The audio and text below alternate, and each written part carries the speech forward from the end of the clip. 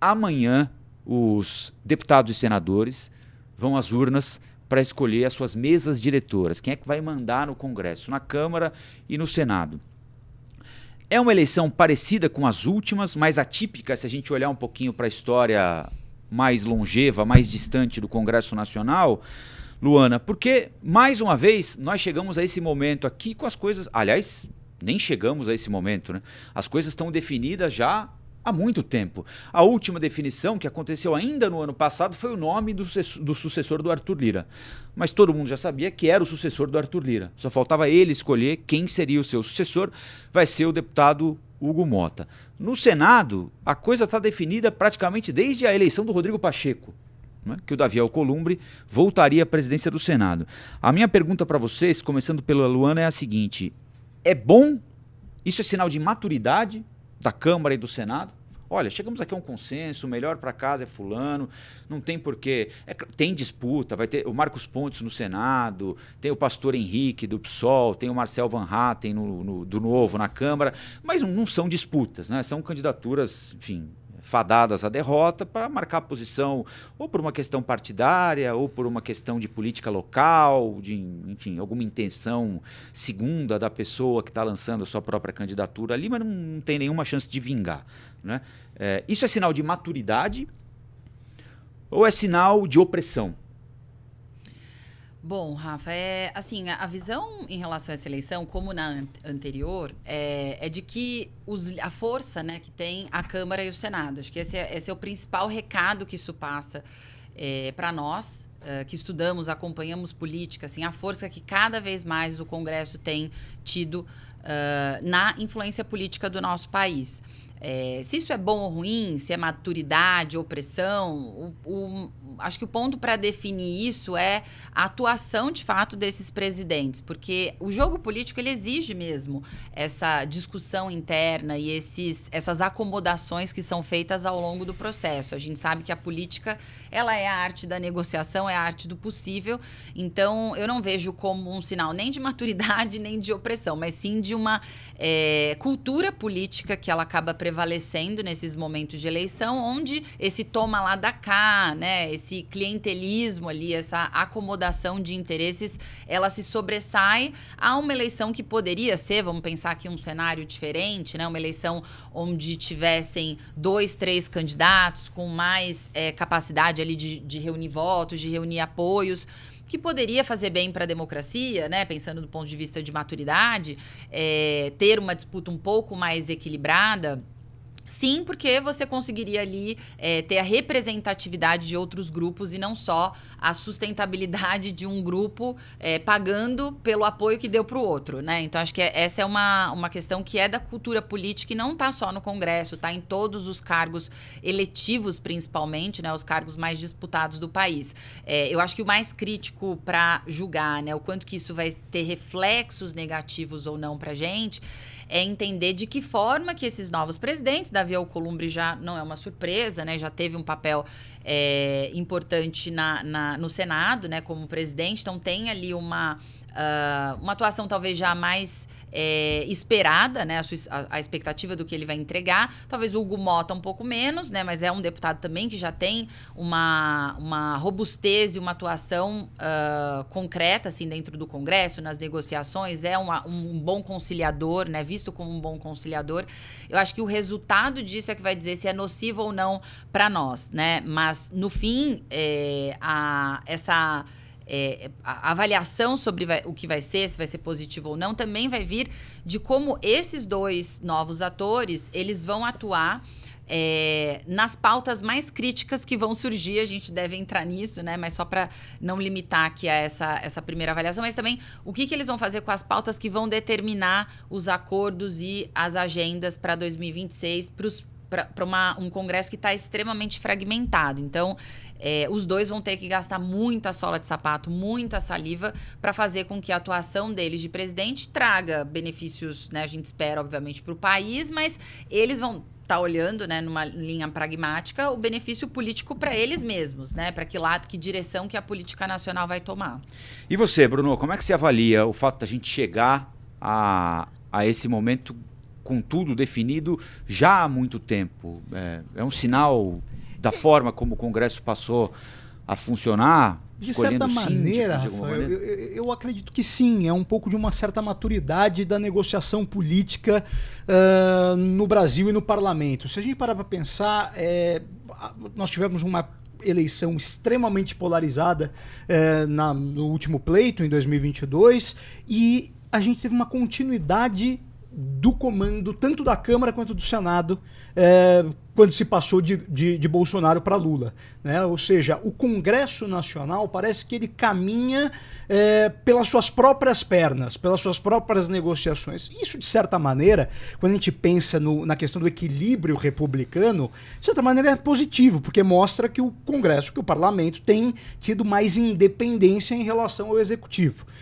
É bem verdade que o Executivo hoje tem as suas preferências, apoia também essas candidaturas, mas talvez o fluxo tenha se invertido. Antigamente vinha do executivo, mas a imposição para saber quem que era o presidente. A gente teve Marco Maia, por exemplo, presidente da Câmara dos Deputados, que foi colocado meio que a fórceps pelo PT na época do governo ainda Dilma Rousseff.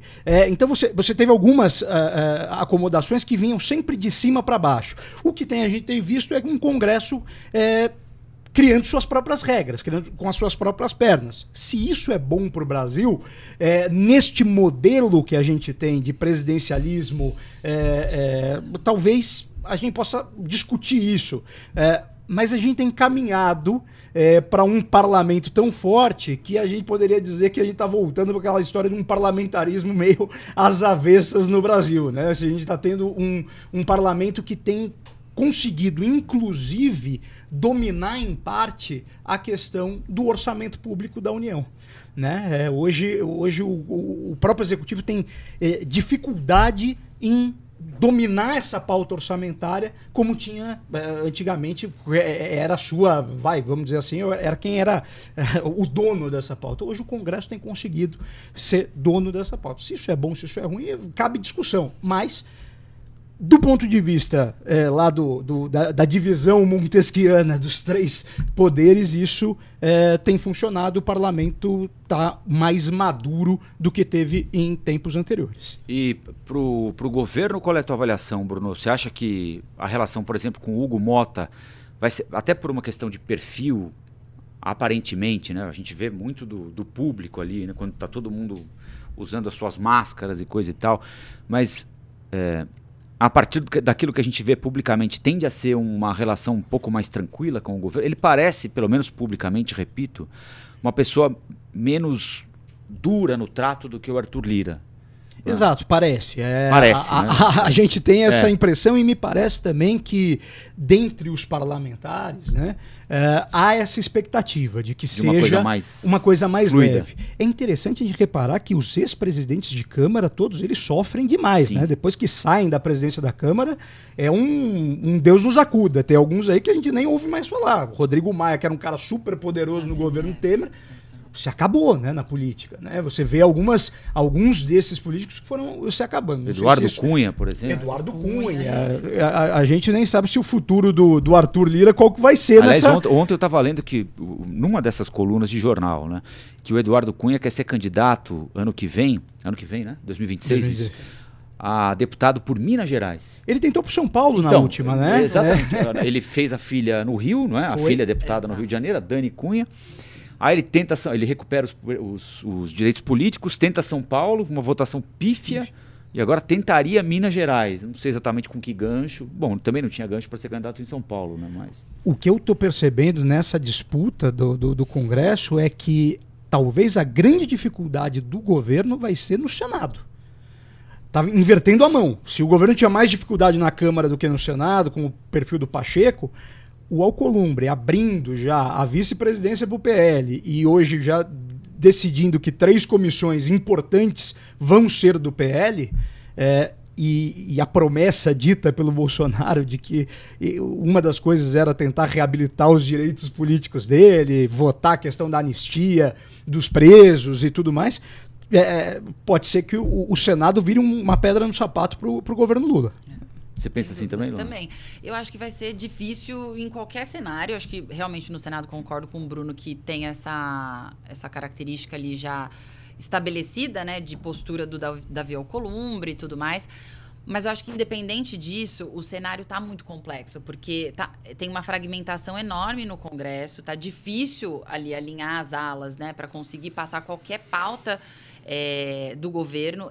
A reforma ministerial, que ainda não foi totalmente anunciada, tem aí as especulações, alguns nomes já mais claros, outros não, também deixa muita dúvida, né, o que vai acontecer com o Arthur Lira, o próprio Rodrigo Pacheco, a Gleisi agora tem já, né, a prerrogativa dela ir para a Secretaria-Geral da Presidência, para fazer articulação ali com os movimentos. Então, assim, tem muitas acomodações para o governo fazer, mas o fato é que o Congresso está fragmentado. Então, qualquer pauta que se coloque ali, por mais que tenha apoio, conquistar esse apoio com uma articulação política que não está nada parecida com o que já foi em outros governos do Lula, né? Assim, em governos anteriores, o próprio presidente tinha uma articulação e um diálogo muito grande com os parlamentares, ele conseguia ali colocar as pautas, fazer muitas vezes os acordos, e nesse governo ele está extremamente isolado. Por quê? Ele criou uma coalizão na frente ampla para a sua candidatura, que não é uma coalizão real, né? Ela é uma coalizão que ela foi feita ali para ganhar a eleição, só que no dia seguinte a gente tem que trabalhar junto, só que eu não tenho esse alinhamento político com você o suficiente para criar realmente acordos que sejam válidos, acordos sólidos, acordos concretos e para pautas que vão me beneficiar no nível que eu preciso. Então, é por isso que hoje o governo está com essa fragilidade, né? Até conversava aqui com o Bruno, tá difícil conseguir mostrar as entregas, porque em boa parte essas entregas dependem do Congresso. E não vai mudar nada a composição do Congresso com a eleição dos presidentes. O que vai mudar é o interlocutor. E como isso já vem de um acordo com os presidentes anteriores, é difícil mudar essa postura. Luana, só para pontuar uma coisa, hoje conversando com alguns amigos sobre essa eleição, teve um que falou uma coisa interessante. Falou, se a gente vivesse num parlamentarismo mesmo e o Lula fosse primeiro-ministro, provavelmente já tinha perdido o voto de confiança do parlamento. Já teria tido troca do parlamento. Presidente. O governo não tem nenhuma liderança sobre o parlamento. Exato. O fato é esse. Exato. Exato. Até a própria liderança, né? O Lindbergh ali, assim, ele não está conseguindo estabelecer o diálogo. E como ele está com muitas crises ao mesmo tempo, agora a gente começou o ano, hoje é 31 de janeiro, mas parece que já passou um ano e meio, né? Dentro de janeiro, porque foram tantas coisas que aconteceram. Mas já mostra, assim, o ano já começou demonstrando que as crises que a gente está sentindo agora são só um presságio, né? Um forecast aí, uma previsão do que vai ser o ano inteiro.